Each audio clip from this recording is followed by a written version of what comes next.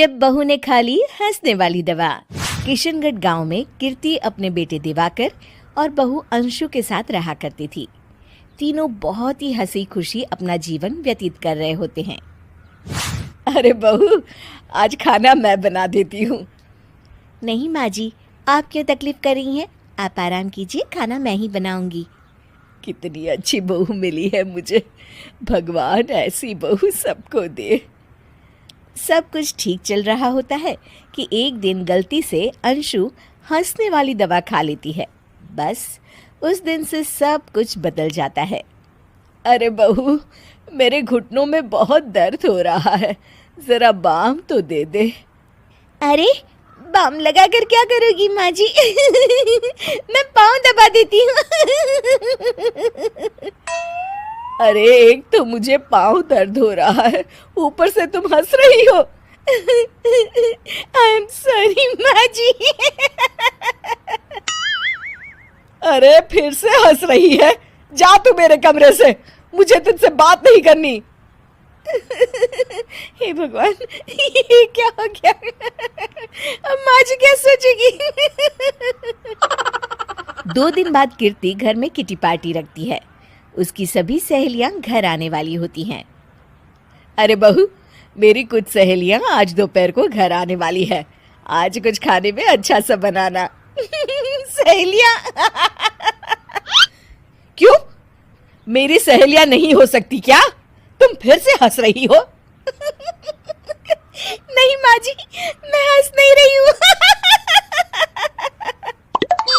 अरे फिर से हंस रही हो और बोल रही हो कि हंस नहीं रही। नहीं माँ जी, मैं तो तुम जाओ मेरे सामने से और किचन का काम कर लो, जाओ। दोपहर को कीर्ति की सभी दोस्त खाने पर आ जाती हैं। अरे वाह, घर तो बहुत सुंदर सजाया है कीर्ति। अरे मैंने कहा, ये सब तो मेरी बहू का कमाल है। अरे वाह, बड़ी गुनी है तुम्हारी बहू तो। हाँ हाँ, खाना भी अच्छा बनाया है। हाँ, बहुत ही गुनी है। तो हमको नहीं मिलवाओगी क्या, या छुपा कर रखोगी अपनी हीरे जैसी बहू को?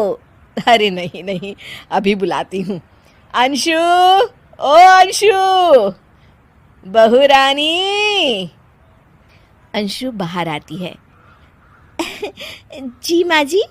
बहू, ये सब मेरी सहेलियां हैं, मिलो सबसे। नमस्ते आंटी। नमस्ते बेटा, बहू तो बहुत अच्छी मिली है तुमको, किस्मत वाली हो तुम। किस्मत वाली? अरे क्या हुआ? हंस क्यों रही हो? नहीं नहीं, मैं हंस नहीं रही हूँ। तभी अचानक सांची के हाथ से चम्मच छूट जाता है और उसका कुर्ता गंदा हो जाता है। अंशु फिर से हंसने लगती है।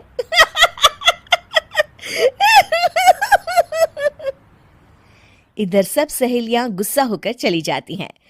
कीर्ति भी नाराज होकर अपने कमरे में चली जाती है। हे भगवान, ये मैंने क्या कर डाला? इस तरह से तो माँ जी और उनकी सहेलियां नाराज हो गई। अगले दिन, बहू, ओ बहू, किधर हो? जी माँ जी। जल्दी से मेरे साथ चलो, पड़ोस वाले शर्मा जी की हार्ट अटैक से मौत हो गई है, उनके घर बैठक के लिए जाना है। अंशु तैयार होकर आ जाती है। थोड़ी देर में दोनों शर्मा जी के घर पहुंच जाती हैं। वहां पर सब रो रहे होते हैं। कीर्ति शर्मा जी की बीवी के पास बैठकर उन्हें सांत्वना देने लगती है। बड़े अच्छे इंसान थे मेरे पति। अच्छा। तुम हंस क्यों रही हो? वो अच्छे थे। हाँ हाँ, बहुत अच्छे थे अंकल।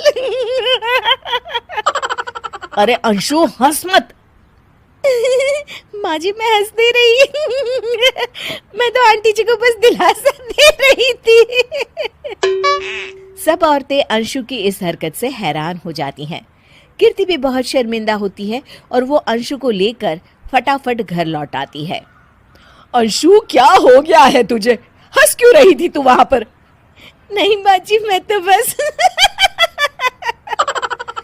अरे तो फिर से हंस दी। जा तू अपने कमरे में, मुझे तो तुझसे बात ही नहीं करनी।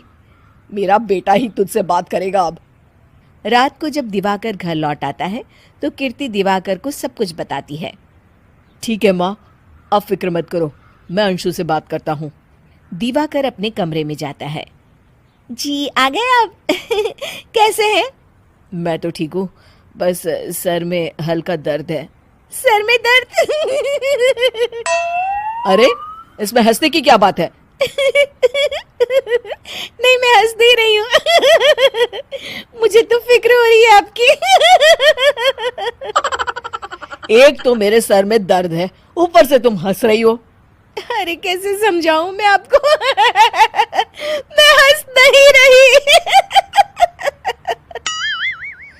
अंशु, तुम इस घर से चली जाओ। माँ ने मुझे बताया जो भी तुमने शर्मा आंटी के घर किया और किटी पार्टी में भी। नहीं जी, मैं ऐसे नहीं हूँ तो अभी क्या हुआ था? क्यों हंस रही थी तुम? रुकिए मैं आपको सब कुछ बताती हूँ आपको सब कुछ। अंशु डायरी में लिखकर दिवाकर को पढ़ने देती है। कुछ दिनों पहले मैंने गलती से हंसने वाली दवा पी ली थी, जिसकी वजह से ये सब हो रहा है। इसका असर कुछ दिन और रहेगा। अरे तो तुमने ये सब पहले क्यों नहीं बताया अंशु? वो मैंने माँ जी को बताने की बहुत कोशिश की मगर उन्होंने सुना ही नहीं अरे ठीक है, मगर वादा करो जब तक दवाई का असर ठीक नहीं हो जाता तुम घर से बाहर नहीं जाओगी। नहीं जाऊंगी और हंसूंगी तो बिल्कुल नहीं लो, तुम तो फिर से हंस दी